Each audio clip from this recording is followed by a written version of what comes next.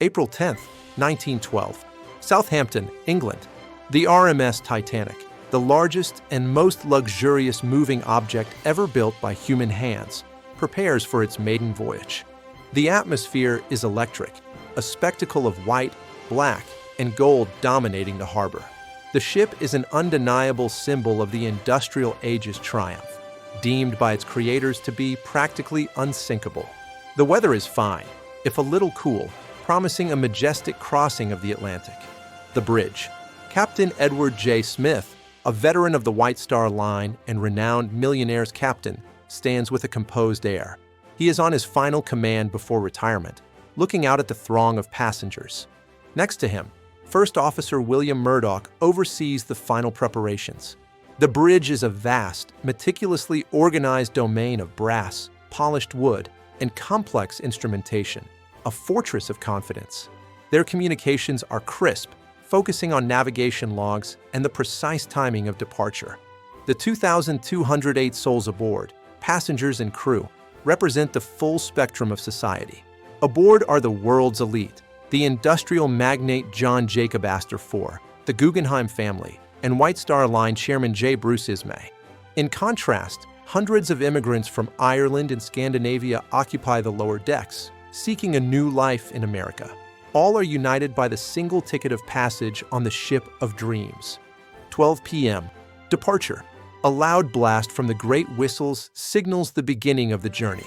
As Titanic pulls away, the immense displacement of water causes a near collision with the smaller SS New York, snapping her mooring lines. It is a moment of chaos quickly averted, but for some, a silent, unsettling omen of the challenges of commanding such a behemoth. The days unfold in a predictable rhythm of opulence and routine. The first-class passengers dine on lavish 10-course meals beneath crystal chandeliers. The engineers in the engine room, deep in the ship's belly, maintain the tireless 29 boilers, pushing the great pistons forward at a respectable pace toward New York. The voyage is proceeding exactly as advertised, a floating palace of leisure and speed. Second Officer David Blair, who was removed from the ship before departure, forgot to hand over the key to the locker containing the binoculars for the crow's nest lookouts. Unaware of this crucial omission, the ship continues. Meanwhile, the ship's wireless operators, Jack Phillips and Harold Bride, receive and relay a series of increasingly urgent ice warnings from other vessels, including Caronia and Baltic.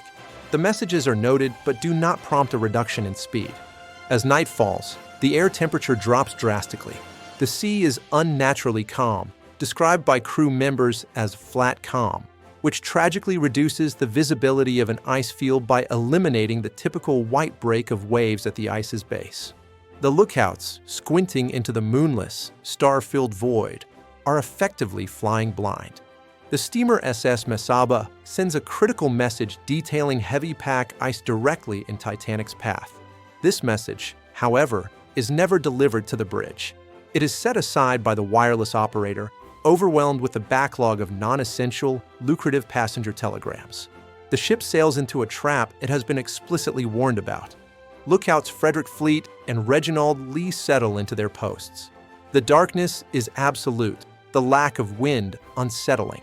Their greatest enemy is now the very calmness of the ocean. The binoculars are not available. Frederick Fleet spots a massive, dark shape dead ahead, emerging from the blackness. He immediately rings the warning bell 3 times and phones the bridge. His voice, strained, cuts through the routine silence. First Officer Murdoch is on the bridge. His immediate actions are ingrained procedure, hard a starboard, to turn the ship sharply left and full speed astern, to reverse the engines and slow the momentum. The time between the warning and the impact is a mere 37 seconds. The ship, designed for speed and direct motion, is too large, too fast, and too close to fully respond.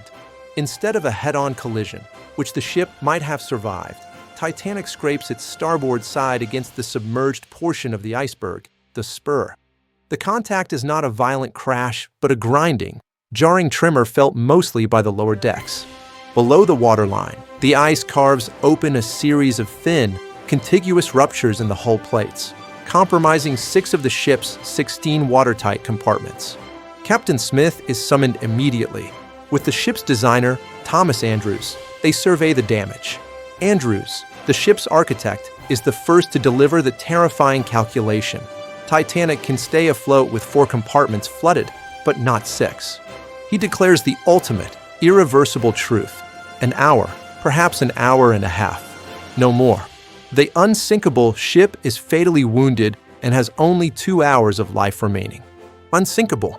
Captain Smith gives the order to uncover the lifeboats and call the passengers. The reality is immediately stark. Titanic carries lifeboats for only 1,178 people, enough for slightly more than half of the people aboard. There are only 20 lifeboats for over 2,200 souls. Wireless operator Jack Phillips begins transmitting the new, desperate distress signal, SOS. This is only the 3rd time in history the new code had been used. The message pierces the Atlantic night, picked up by vessels far away. The RMS Carpathia, commanded by Captain Arthur Rostron, receives the distress call. She is 58 miles away but immediately turns and races toward Titanic's position, pushing her engines far beyond their safe limits. Much closer, the SS Californian, stopped and surrounded by ice, has shut down her wireless for the night, her crew unaware of the unfolding disaster. The vessel is so close, her masthead lights are visible to the Titanic's crew. Lifeboat number 7 is lowered from the starboard side. Designed to carry 65 people, it leaves with only 28 aboard.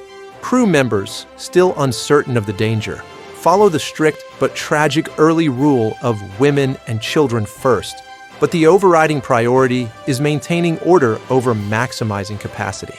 The women and children first protocol, though noble in intent, is applied most strictly in the higher class decks. The survival rate for first-class women is 97%, for second-class women, 86%, and for third-class women, only 46%. Below decks, the rising terror and unfamiliarity with the ship's layout result in a devastating loss of life. John Jacob Astor IV, seeing his pregnant wife Madeline safely into a lifeboat, stands aside, knowing his fate. Isidore and Ida Strauss, an elderly couple, refuse to be parted. Ida famously says, "We have lived together for many years. Where you go, I go." Her devotion becomes one of the enduring legends of the night. The band, led by Wallace Hartley, stops playing. For hours, they have played lively ragtime and waltzes in the first-class lounge to maintain calm. Their final tune is believed to have been the hymn "Nearer, My God, to Thee." The music ceases only when the angle of the deck becomes too steep to stand. The angle of the ship is now severe. Captain Smith releases the remaining crew from duty. Hundreds of people cling to the railings. The massive liner's bow is fully submerged. The sheer, immense weight of the stern, now lifted high into the sky, creates a fatal stress. The strain on the hull exceeds the tensile strength of the ship's steel and rivets. With a thunderous, muffled roar, the ship breaks cleanly between the second and third funnels. The forward section, now separated, plunges toward the seabed, while the stern section rights itself momentarily before listing and filling rapidly. The stern section, now vertical, hangs for a brief, agonizing moment before slipping beneath the freezing surface of the North Atlantic. The collective sound of the sinking ship is replaced by the far more horrifying sound, the screaming of 1,500 people now immersed in the minus 2.2 degrees Celsius water. The Carpathia arrives at the scene of the disaster, a slow, tedious searchlight operation in the field of ice and debris. The survivors in the lifeboats, cold and traumatized, are taken aboard. Of the 2,208 people on Titanic, only 710 are rescued. Over 1,500 lives are lost. The story of Titanic is the definitive narrative of hubris meeting nature. It led to an immediate, profound overhaul of maritime safety, including the requirement for enough lifeboats for every person aboard, the creation of the International Ice Patrol, and the mandatory 24-hour manning of wireless equipment. The great ship, once the embodiment of human arrogance, became the final, humbling lesson in the limits of technological power. The wreck, discovered in 1985, remains a preserved tomb and a powerful monument to the lives lost in a cold, silent act of the sea. Don't forget to like and subscribe to Araverse for more fascinating stories and history.